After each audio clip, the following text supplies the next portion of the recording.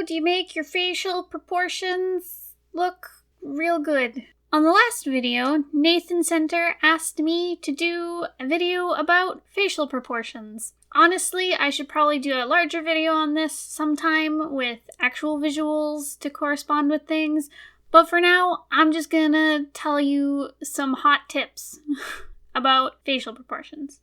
Human facial proportions, by the way. I know, I draw some furries on this channel, so just making that clear. Learning the basics of the proportions of the human face is a good place to start. So, there's some really basic guidelines that you can follow.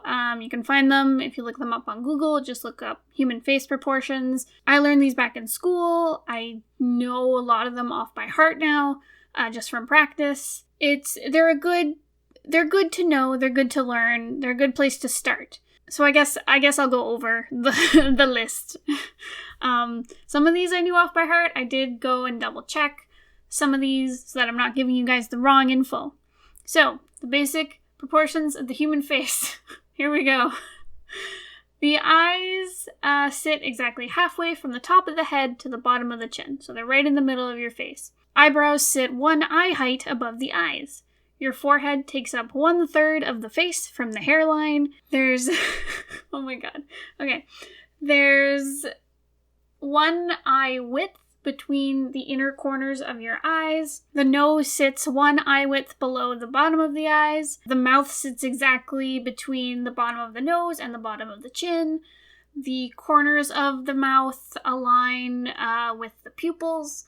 The tops of the ears align with the eyebrows, and the bottoms of the ears align with the bottom of the nose.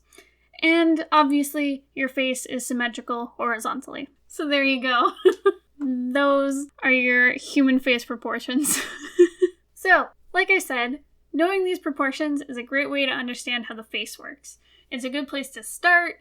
It's a good way to learn how the face works when you look at it from a new angle. So, for example, 3/4 view or bird's eye view, looking down at the face from above or looking at the face from below. You can kind of understand where the features on the face sit. But guys, let me tell you, foreshortening is gonna mess everything up. So knowing this stuff is great, but practicing drawing actual human faces is way more valuable. Because real people have weird proportions. Don't get me wrong, generally these proportions work. But, some people have, long foreheads, or they have small eyes, or big eyes, or tiny noses, or wide mouths, or whatever, Different people have different proportions. And when you're stylizing your characters, you're going to find that you're going to want to push proportions anyways, depending on how you want to represent your character through their design. For example, Disney and anime characters tend to have huge eyes because it makes them cute and expressive, and kind of childlike, which is cute. There's a whole study on cuteness you can look into.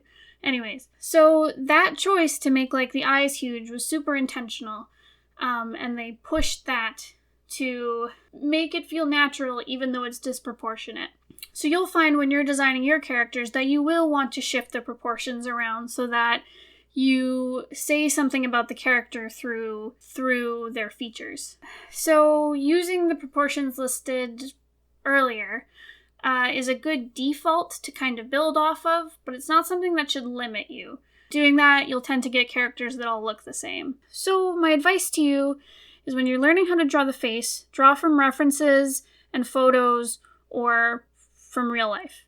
Do studies of actual people and lots of different people with different proportions.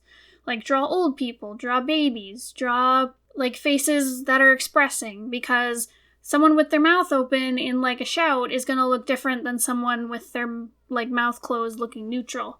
You'll find facial expressions really mess with how you think a face looks when you're just marking down your list of this is where the eyes go, this is where the mouth goes, this is how long the chin is. You'll find expressing messes with all that. So it's also really important to study the musculature of the face. How the jaw works. How the skull works. It's like anything with art, it's super important to understand the the structure of what you're drawing. That's really the best way to make your work seem real. It's the best starting point when you're going to stylize something into like a comic character, is to just understand how it works in real life so that you can simplify it down and still capture that like essence. So yeah, go study faces, do your iterative drawings, learn from your mistakes. Right, so do all these studies, and if you get stuck and something looks weird, pull out your facial proportions chart and see what's weird. That's kind of how I use it these days, is when something looks weird, or when I'm like just starting to lay down, say like the eyes and like the mouth maybe. Like those are like the bare minimum of like little sketches I throw down before I start like rendering out the face. That's how I use that proportion chart, is to check when something feels weird, or to like sketch down the skeleton of what I'm working on. Everything else I've learned about drawing faces, I've learned from drawing like actual faces. So do that. Do your studies. Work hard. You can do it. I hope that helps. I hope that answers your question, Nathan. I'll definitely do a bigger video on facial proportions sometime where I can like provide actual visuals. And I will also do a video about human bodies and figure drawing. So expect that in the near future. Alright, that's all I have for today. Thank you so much for listening. If you have a question, or you want to request a video topic, leave a comment down below. I'll see you guys next time. Goodbye! Goodbye! Ursula, learn how to pitch your voice. Ooh.